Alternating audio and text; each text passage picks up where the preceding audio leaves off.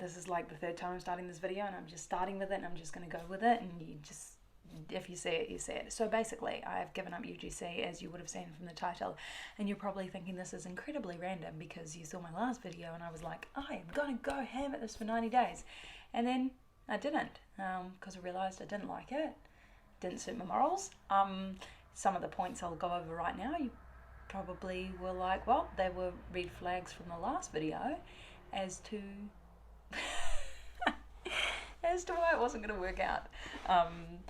Starting with, it's more work than I expected, and that's not something I'm necessarily afraid of, it's just something I don't necessarily have time for, and the whole bullshit of just film this for 16 seconds and it'll be done is the biggest lie ever. There's so much work that goes into building the brand, building the portfolios, pitching, contacting clients, working through contracts, all of this, retakes, re-edits, voiceovers. It literally is not 15 seconds, and I think the reason why it's pitched that way is because creators who are selling the dream of UGC creation are actually selling courses on how to do UGC creation, so they're actually like doubling up their money, which like I don't blame them for. Like obviously if you have a workbook that's selling for $17 and you make a TikTok video, and then that's passive income, right? Like that's passive income, so good on them for doing that.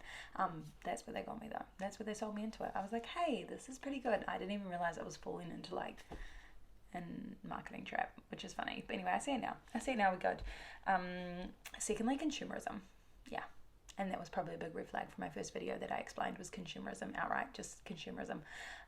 Not a big consumer, kind of against it, and morally it just felt wrong. Like I can do it, I can act, I took drama, I can create content, I love creating content, but the idea of tricking people into buying things they don't need morally eats away at me. Like I feel responsible for that, and like I'm like a bargain girl.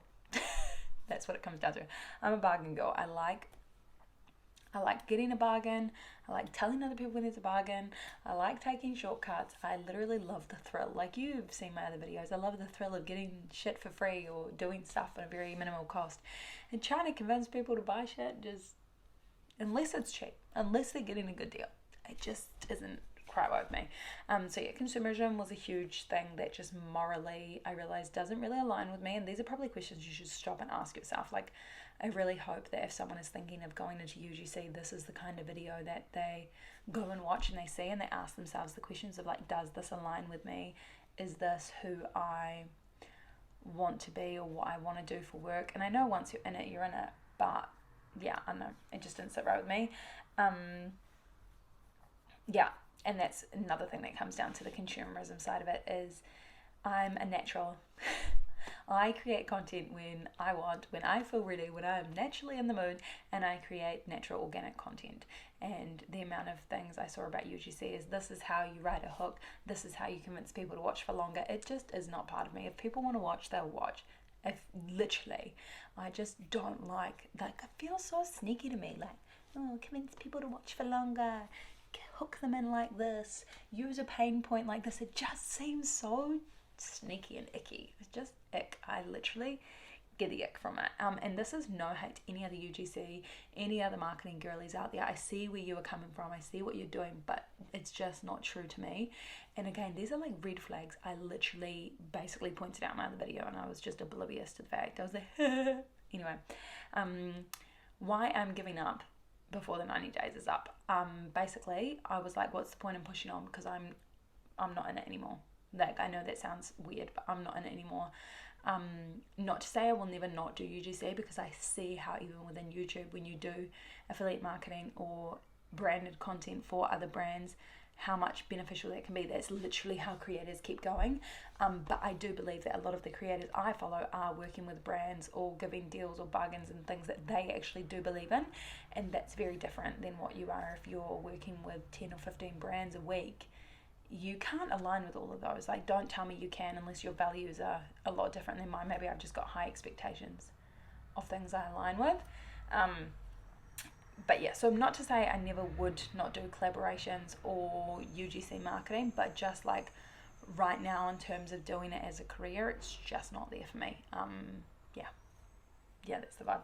And yeah, giving up because, well, generally I try and continue to push past things. And I was like, 90 days, stick it up for 90 days. And what I've realized is 3 days is about my maximum level of hyperfixation, which is great. That's fine. So yeah, I think 90 days was a little too long, but not to say I didn't learn anything. I think I learned as much as I wanted to learn from this UGC world. I learned enough to know it's not for me, and that's okay. And I think that a lot of people need to be more honest within themselves when they set a challenge or they set something they want to do, and just being like, it wasn't for me, and that's okay. Yeah, and it's not like I failed. I'm genuinely choosing. It's after 90 days, nothing's going to change. I can pitch to more brands. I could, and I could have pitched to more brands, and I could have worked harder. But I think what came down to is like it wasn't in it for me. Like it just, once I learned how to do it and I figured out how to do it, and I pitched brands and I had communications with a few brands and stuff, and I was like, ugh. And I did have like one inbound. I don't know. I think it was a fake one. I don't even think it's real. I know even if it is real, the way they just wrote it and everything, I was like, ugh. Ick. I don't necessarily think, I don't see this as a fail. I see this as a huge learning curve.